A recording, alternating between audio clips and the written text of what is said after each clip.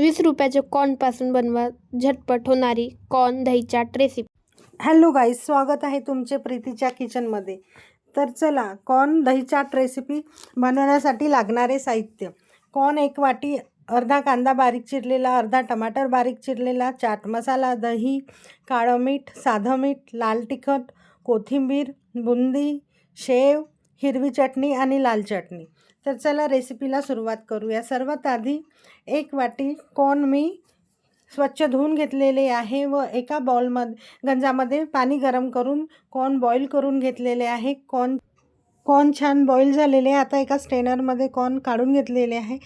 सर्व पाणी निथळल्यानंतर एका बाउलमध्ये कॉर्न, अर्धा चिरलेला कांदा, अर्धा टमाटर, दही, कोथिंबीर, सर्व जे मसाले, लाल तिखट, काळं मीठ, साधं मीठ,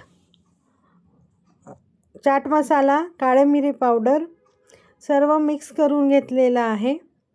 चाट मसाला पण टाकलेला आहे।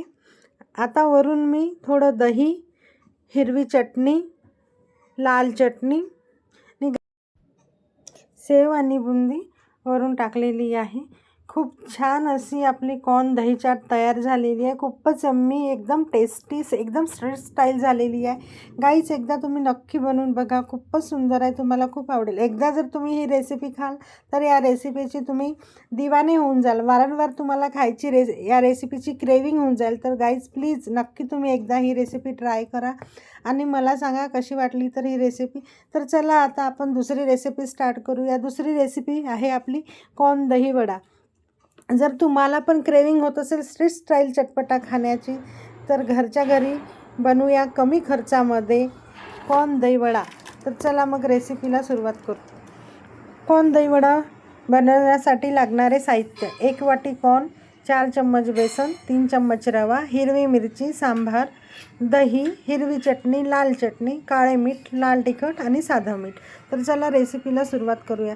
सर्वात आधी कॉर्न स्वच्छ धुवून मिक्सरच्या भांड्यामध्ये कोथिंबीर, हिरवी मिरची टाकून पेस्ट तयार केलेली आहे। त्यामध्ये पेस्ट एका बाउलमध्ये काढून घेतलेली आहे। त्यामध्ये खाण्याचा सोडा चिमूटभर, मीठ चवीनुसार टाकून सर्व मिश्रण एकसारखं फेटून घेतलेलं आहे।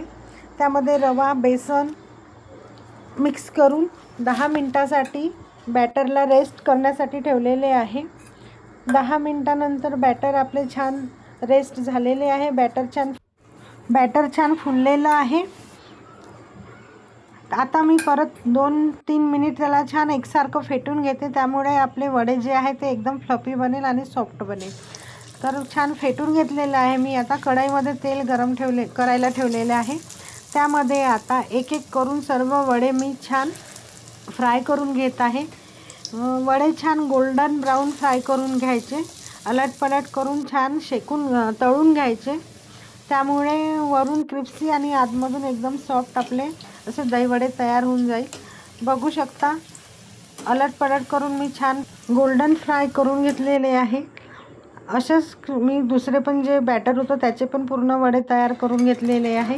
आता एका बाउलमध्ये थंड पाणी घेतलेले आहे व त्यामध्ये सर्व वडे टाकून 5 मिनटासाठी मी तसेच ठेवलेले आहे।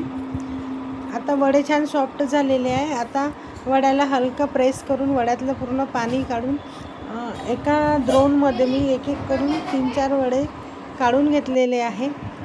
त्या वड्यावर आता जे आपलं तयार केलेलं गोड दही होतं ते स्प्रेड केलेलं आहे। आता वरून थोडी हिरवी चटणी, थोडी लाल चटणी, तिखट, काळं मीठ, थोडं साधं मीठ टाकून गार्निशिंग केलेली आहे। खूप यम्मी असे दहीवडे तयार झालेले आहे। माझ्या मुलाला तर खूपच आवडले आहे। तो म्हणत आहे की मम्मी मला उद्या टिफिनवर पण हेच देशील म्हणून। त्याला खूप आवडलेलं आहे, त्याचे खूप फेवरेट झालेले आहे हे कॉर्न दहीवडे।